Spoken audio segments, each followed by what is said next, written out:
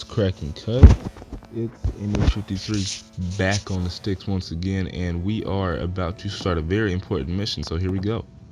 Well, well. Nikki Valentine walks into my office for a change. What can I say, Piper? You, me, and hard luck all seem to run together like acid rain down an old sewer. You, including your client here in that analogy? So, you two are finally letting me in on this little case of yours. What's the story?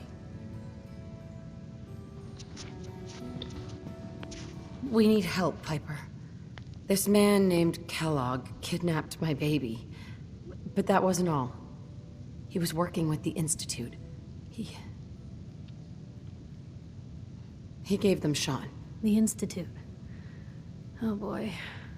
I've been investigating these creeps for over a year now. The Commonwealth's boogeyman. Feared and hated by everyone. True enough. Sometimes they snatch people in the middle of the night, and sometimes they leave old synths behind to remind us that they're out there, but to this day, there's one thing nobody really knows. Where the Institute actually is. Or how to get in. Exactly. But there's one person who has to know, right? The guy who just handed them Sean. Kellogg. Huh. Man like that would have had access. In and out. But we both know that angle isn't going to work. Because he's in hell. Where he belongs. So, a murderer and a kidnapper gets his brains blown out by an avenging parent. Huh. Be a great ending if we didn't still have the biggest mystery in the Commonwealth to solve. Hey man, I had no choice. So, what now? Gets his brains blown out. Huh. His brains. You know, we may not need the man at all. You're talking crazy here, Nick. Got a fault in the old subroutines? Look, there's a place in Good Neighbor called the Memory Den. Relive the past moments in your mind as clear as the day they happened. If anyone could get a dead brain to sing, it'll be Dr. Amari, the mind behind the memories. Who's this Dr. Amari? I'll let her give you her life story in person. Let's stay focused. Guess we're gonna need a piece of Kellogg's brain. Enough gray matter to bring to Amari and find out if this is going to work. Jesus, Nick. Gross. Seriously? I know it's grisly, but what choice do we have? We got no leads, nothing. That old Merc's brain just might have all the secrets we need to know.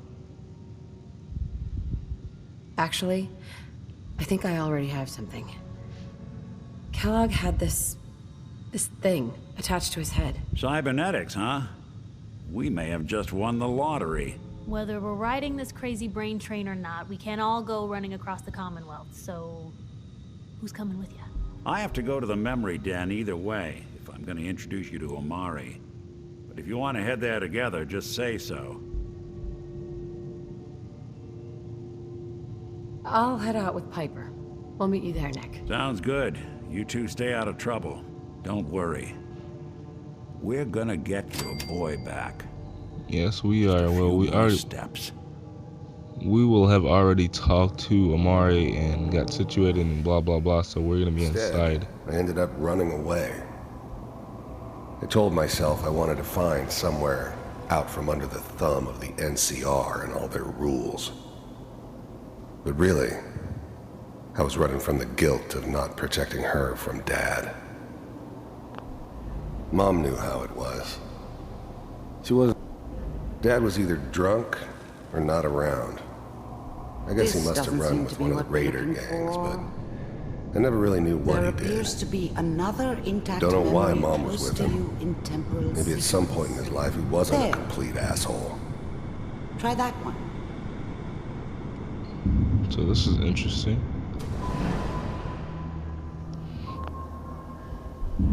The thing about happiness is you only know you had it when it's gone.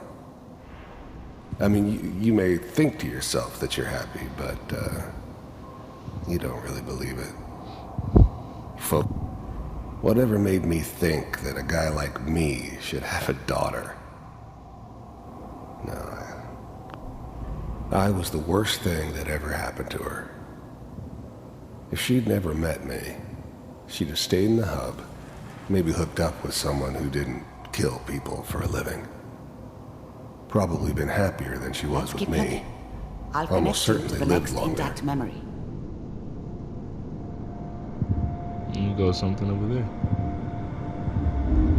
Looks cray-cray. Uh-oh.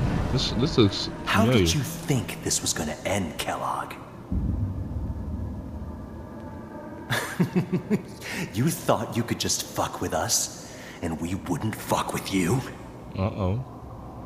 Just so you know, they died like dogs. And you weren't there to help them.